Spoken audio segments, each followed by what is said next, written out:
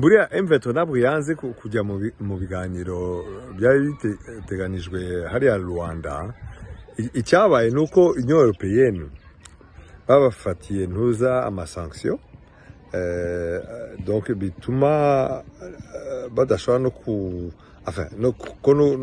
no gutembera hanze ya Congo, bishobora kubabera ikibazo.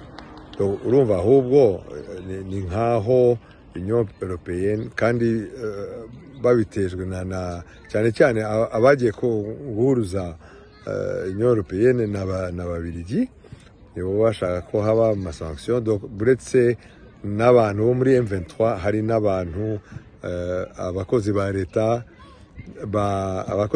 bo mu Rwanda bafatiwe muri aya masanction. So M23 ntiyashobora kujyayo, ariko bitwereke ko niba hari abantu batashaka ibyo biganiro bisa nkaho ari ababiligi.